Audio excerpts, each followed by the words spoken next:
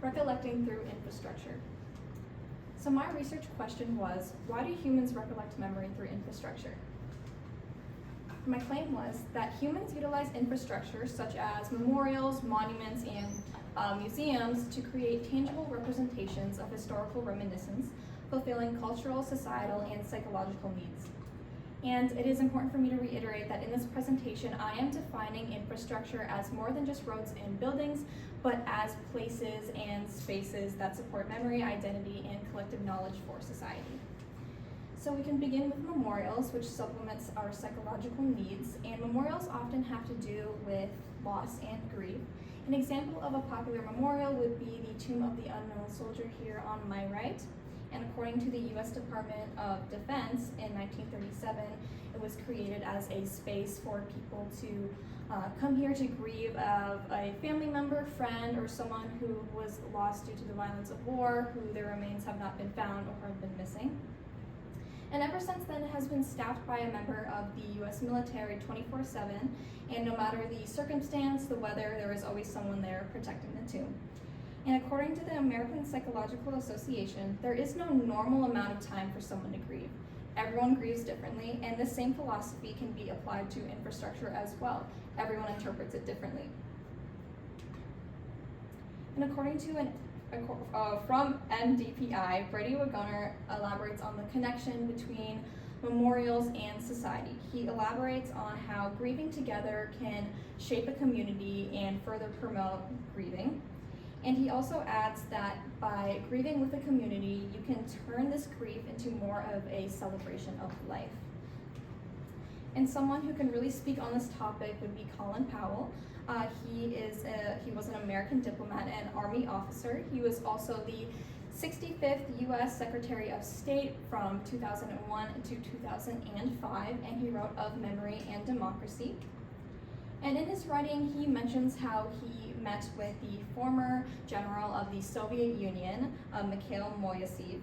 And in his writing, he explains that he showed him the Lincoln Memorial, and he specifically points out the writing above the Lincoln Memorial.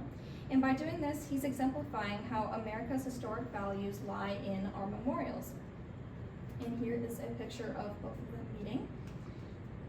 And here is a good opportunity to sort of establish the differences between memorials and monuments, because I know that they can cross paths or often seem confusing at times.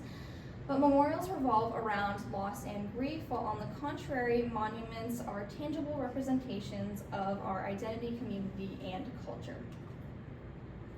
So then we can move on to monuments, and this 555-foot-tall structure is a monument dedicated to commemorating our first president of the United States, George Washington. But as a whole, it presents history, honors individuals, and promotes culture and a sense of continuity between the past and the present. And it not just preserves history, it shapes how we remember it as people.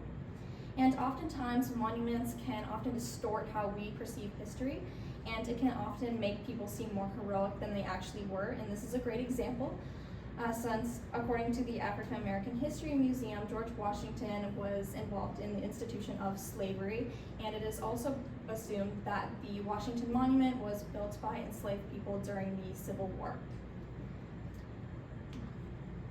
And someone who can really talk about the nostalgia about this would be Johan Norberg, and he interprets how nostalgia interpreted as longing can often be misleading. And he is a Swedish author and historian, and he mentions how people can remember the past, not how it truly was, but how they want to see it. And because of this, monuments can often be used as tools or for false nostalgia, as allowing people to sort of perceive history in the way that they personally want. And he elaborates on the vitality of nostalgia, and in a way that we sort of ground ourselves throughout time amidst the relentless pace of life. And here is Lady Liberty, or as we all know, the Statue of Liberty in New York. And to us Americans, it may seem just like a normal statue that's part of our identity, but it's actually much, much more than that. It represents American democracy, and to immigrants coming in from New York Harbor, it also represents new beginnings. And another way we can ground Another way we can ground ourselves throughout the relentless pace of life would be with museums. And just northeast of the Washington Monument is the African American History Museum. It is a museum that symbolizes how civil rights changed and developed over time. You begin in the basement and you move up towards the roof without even noticing. And additionally, museums can supplement the younger generations in learning about our history.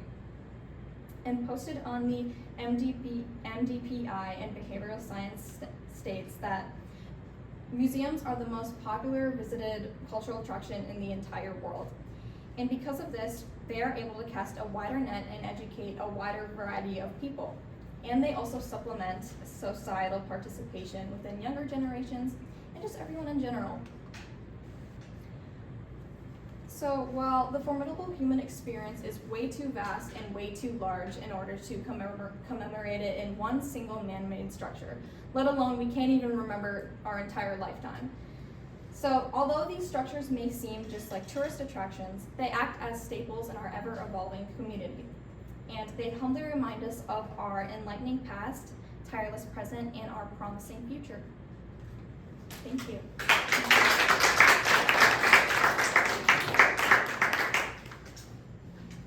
How did your research question evolve as you moved through the research process? Yeah, so initially when I began this research process, I wanted to focus on more of the scientific lens, but due to the complexity of the question and the connections I was trying to make, I couldn't find the research that I needed in order to make just a good enough presentation. So I changed to focusing on the different types of infrastructure and how those affect the community in order from memorials, monuments to museums. Okay. What are the implications of your findings to our community? Yeah, of course. So when it comes to monuments, museums, or memorials, all I'm asking you guys is to really acknowledge the purpose while you're there. Although they may seem like tourist attractions, like I previously stated, everyone experiences them differently. So when you go to a tourist attraction or a statue, a monument, or a memorial, just be sure to be respectful to those around you, as everyone experiences monuments differently, and just enjoy your time there in general. So yeah.